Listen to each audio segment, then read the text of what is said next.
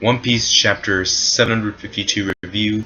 Now, right off the bat, this was an okay chapter of One Piece. There was definitely nothing that I hated about it, and I mean, there were some bits in there that were cool, but like nothing much happened in this chapter. In fact, the most story progression we got was in the end of the chapter. So I'm gonna say that this was an okay or good chapter of One Piece when it was mainly just set up.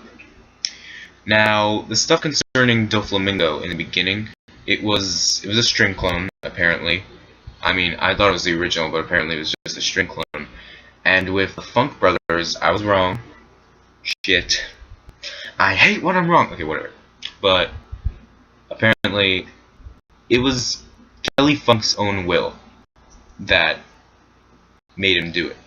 Like, Doflamingo had nothing to do with it. It was just Kelly Funk wanting, Straw Hat to get the hell out of there so he can go get Doflamingo. Like everyone else there. But, Doflamingo goes there and slashes him. And you know what? Thank you, Doflamingo. Fuck Kelly Funk, dude. You're gonna betray your saviors? Fuck you, dude. Fuck you.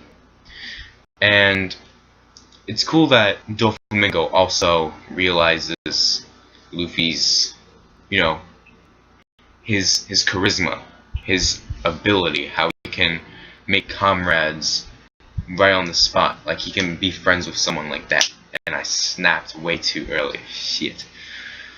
And he's also mentioning, Law's past, how he doesn't understand how Law can join up with Luffy because, he's way too lighthearted. And, he realizes that Corazon saved him. And we also get just a little bit of hinting about Law's past. And Oda is still teasing this shit. I want to freaking see what went down, what Corazon really looks like. I want to see this shit. And right off the bat, we're getting another break of One Piece. I didn't notice this before, but the last page just said the next issue will be on hiatus next week. Again, I completely understand that Oda has his health to look after, but we just got a 3-week break. I mean, honestly, I'm being a big pussy about it because, we just got One Piece back and there's all this hype and now there's being a break. I'm being selfish when I'm saying this. Like, let me rephrase that. If it's honestly for Oda's health, then fine. I mean, he needs rest. But then I'll probably get more people saying, oh, dude, need a break? Whatever. Fuck ever, dude. As long as he doesn't pull a Togashi and it's a 2-year hiatus. Okay. It's fine. He's got other stuff to do. I understand.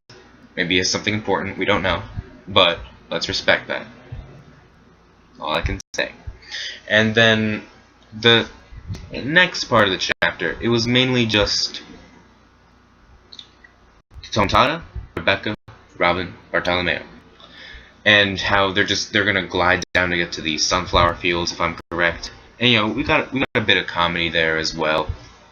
Oh, and right off I'm gonna go back to the string clone. I mean, when you really think about it, was the string clone of Doflamingo really that formidable? I mean, if those two brothers could like take them down in no time, then if Luffy was out of water, then what would happen there? One elephant gun Gatling, or no, elephant Gatling, and he'd be wrecked out. Because it's Doflamingo. So, yeah, he brought it there to mock them. It obviously didn't have a mere fraction of his true power. So, okay, just wanted to throw that in there. So, and it really makes you wonder, how strong is Doflamingo really? I mean, we still don't know, and I'm psyched for this fight. Okay. And they're trying to get to the flower fields, the Tontada group. They're not really flying, but they're like falling with style, the way Woody from Toy Story would put it. What the fuck is that? They're falling with style. And with Frankie, I want to see And this kind of made me scared. It kind of did. Like, this spooked me out. Too spooky. Because we saw a little glimpse, like a panel, of Zoro versus Pika, and Sabo versus Fujitora, and just we're in that same position with Frankie versus Senor Pink.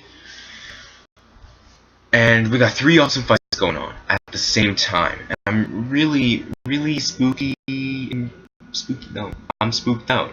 I'm scared that Oda's just gonna skip him, and we're gonna go to Zoro versus Pika, and Zoro's just gonna be like laying on the ground with a huge slash on him or something, and Frankie's gonna get thrown into a wall, and God forbid Fujitora just done.